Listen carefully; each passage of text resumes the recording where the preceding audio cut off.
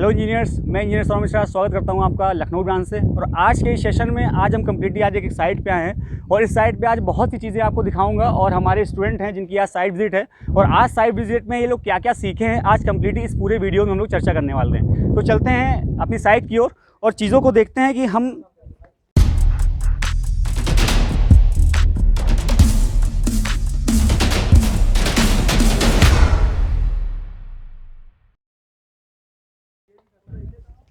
यहाँ पे अगर साइट पे आए हैं तो हमें क्या क्या चीज़ें आप देखने को मिली हैं। तो आज हम अपने आप को सबसे पहले बताऊंगा कि ये आप देख रहे होगे यहाँ पे ये मिट्टी यहाँ पे पड़ी हुई है। अगर हम एक कंस्ट्रक्शन प्रोसेस के अकॉर्डिंग बताएं तो उसको हम लोग क्या बोलेंगे? ये मिट्टी यहाँ पे जो भरी हुई है इसको क्या बोलेंगे? Soil filling. एक तरह से उसको प्लिंथ फिलिंग भी बोल सकते हैं। आज हम लोग प्लिंथ फिलिंग के बारे में बात करने वाले हैं।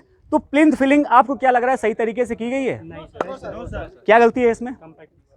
कॉम्पैक्शन का। लेकिन अब क्या है कि इनको थोड़ा बारिश का फ़ायदा मिलेगा। अब हुआ क्या है कि कॉम्पैक्शन उन्होंने जैसा भी किया हो इसमें बनना भी शुरू हो गया, आप देख रहे हो। लेकिन हुआ क्या है कि अभी बारिश हो गई है तो इनका नेचुरल सेटलमेंट जो होना होगा वो हो जाएगा। लेकिन करना कैसे चाहिए? एज़ पर CPWD नॉर्म्स हमें बताया गया है कि हमें 200 mm की लेयर बना के और अपना 0.8 टन के रोलर के साथ उसको वाइब्रेट करके कॉम्पैक्शन करके हमें वो चीज़ करनी है। लेकिन यहाँ पे इस तरह से नहीं हुआ है। और साइड पे कभी कभी क्या होता है कि हम लोग अपना एक ट्रॉली आती है यहाँ पे पलट दी जाती है, लेकिन फिर उसको मजदूर उसको लेबर क्या करते हैं? उसको बिछा देते हैं, कॉम्पैक्शन भी करते हैं। दुरमुश होता है, उसका प्लेट होती है, प्लेट हैवी प्लेट लगा के उसका कॉम्पैक्शन करते हैं। लेकिन एक्चुअल में जो कॉम्पैक्शन होना चाहिए वो नहीं हो पाता है। लेकिन अगर और साइट का समय भी थोड़ा बढ़ता जाता है। अगर आप नॉर्मल 200 mm की लेयर बना के करते रहोगे तो साइट के एग्जीक्यूशन में भी समय लग जाएगा। तो हमें एग्जीक्यूशन भी सही समय पर करवाना है और हमें काम भी सही समय पे करवाना है और सही करवाना है। तो करने का तरीका क्या है कि आपने अगर मटेरियल डलवा दिया है तो उसको पानी से प्रॉपर क्या कर दीजिए? पानी चला के छोड़ दीजिए। ठीक है, पानी चला के छोड़ने। जैसे क्या हुआ कि अब इसके पहले वॉल्यूम की बात करते हैं। जैसे मान लो यहाँ पे 100 क्यूबिक मीटर ये चीज़ सॉइल फिलिंग आनी है। तो सबसे पहले जो हम अगर सॉइल मंगाएंगे भी तो हम 35% क्या करेंगे? एक्स्ट्रा मंगाएंगे। क्यों? क्योंकि 35% एक्स्ट्रा कॉम्पैक्शन में लग जाएगी। और एक्चुअल में जैसे हम 100 MQ है तो 135 MQ के आसपास हम मटेरियल अपना मंगाएंगे सॉइल को फिल करने के लिए। क्यों? अब इसका प्रॉस एंड कॉन्स क्या है? अगर सही तरीके से आप फिलिंग करोगे तो अब इसके ऊपर क्या PCC आएगी? PCC आएगी। अब PCC अपने आप एक हार्ड मटेरियल है। ठीक है, अब इसकी ओर फ्लोरिंग करेंगे।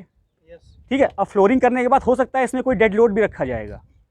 डेड लोड रख दिया जाएगा, अलमारी रख दी जाएगी, कबर्ड रख दी जाएगी और हो सकता है उसके कोई सामान रख दिया जाए। अगर सही से सॉइल कॉम्पैक्ट नहीं है, PCC भी सही नहीं है और फ्लोरिंग, अब यहाँ पे सॉइल ख़राब है, सही से कॉम्पैक्ट नहीं हुई है, तो जब वो बैठेगी सेटल होगी तो उसके ऊपर फ्लोरिंग भी ख़राब हो जाएगी और हमारा जो डेड लोड है वो अंदर आके सेटल होने लगेगा। तो हमारा नुकसान क्या है? नुकसान हमारा क्या है कि हमने एक तो PCC का नुकसान किया, वो भी एक कुछ ना कुछ कॉस्ट होगी उसकी। दूसरा हमने नुकसान किया क्या? हमने अपनी फ्लोरिंग मटेरियल का नुकसान किया। टाइल भी अच्छी खासी महंगी आती है, हो सकता है कजारिया की, हो सकता है मार्बल, इटालियन, कुछ भी लगा हो। अगर सही से फिलिंग नहीं करोगे तो वो सारा सामान हमारा क्या हो जा रहा है? ख़राब हो जा रहा है। एक तरह से एक्स्ट्रा कॉस्ट लग जा रही है। तो ये थोड़ा सा हमें इस समय प्लिंथ फिलिंग में या फिर अपनी सॉइल फिलिंग में या कोई भी मटेरियल, मुरूम फिलिंग, कोई भी मटेरियल भरा जा रहा हो तो उसे कॉम्पैक्शन का ध्यान रखना है, क्योंकि ये हमारा बेसिक है। यहाँ से अब सब सुपर स्ट्रक्चर चालू होने वाला है। लेकिन हमारा जब सब स्ट्रक्चर ही सही से नहीं बना होगा, सही से फिलिंग नहीं होगी तो आगे करने से कोई फ़ायदा नहीं, नुकसान हमारा होता रहेगा। और हम यहीं से फिर सीपे जाएगा और सीपे से सारा आपका वॉलों में डैम्पनेस आता रहता है और उस डैम्पनेस की वजह से आप हर साल कम से कम 5 से 6 लाख रुपये अपने घर में लगाते रहोगे। तो हम घर को थोड़ा ऊपर तक और थोड़ा आगे तक इस सोच के साथ बनाने की कोशिश करेंगे एक्चुअल में घर बनता कैसे। तो कैसा रहा सेशन आज का आपका? जितनी चीज़ें भी बताई गई एक्चुअल में आपने रिलेट किया इसको? ठीक है, अगर आपको बोला जाए कि आपको शटरिंग चेक करनी है तो आप अच्छे तरीके से चेक कर पाओगे। ठीक है, जैसे अगर आप साइट पे आए तो बहुत सारा काम चल रहा है, लेकिन धीरे धीरे हम लोग साइट पे आते रहेंगे, सारी चीज़ समझते रहेंगे। आज के दिन एकदम कंप्लीट चीज़ समझोगे तो हो सकता है कहीं ना कहीं मिसमैच कर जाए, चीज़ों में कंफ्यूज हो जाओ। आज आपकी पहली साइट विजिट थी तो आपको आज शटरिंग के बारे में, ठीक है, और आपको आज लेवलिंग के बारे में बताया गया तो आपको समझा। और उसके बाद साहुल के बारे में बताया गया होगा। साहुल को चेक करने का क्या सेंस है? क्यों हम साहुल करते हैं?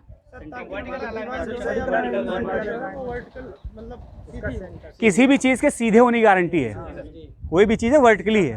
ठीक है ना, तो इस तरीके से साहुल करना इसलिए जरूरी है कि कोई भी कंक्रीट का पार्ट कर रहे हो, अगर सही से साहुल नहीं हुआ है तो क्या हो जाएगा? टिल्ट हो जाएगा, स्लांट हो जाएगा।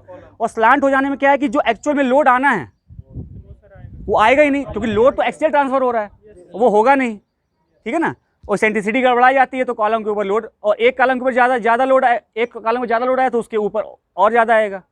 फैक्टर ऑफ सेफ्टी हम लेके चलते हैं, लेकिन हमें हमेशा कास्टिंग पे और शटरिंग जिस समय लग रही है उस चीज़ों पे ध्यान रखना पड़ेगा। ठीक है, लेने वाले हैं। तो इसी तरह की आपको अगर ट्रेनिंग लेनी है तो आप 9522881234 पे कॉल करके इस ट्रेनिंग की पूरी जानकारी ले सकते हैं और अपना रजिस्ट्रेशन करवा सकते हैं।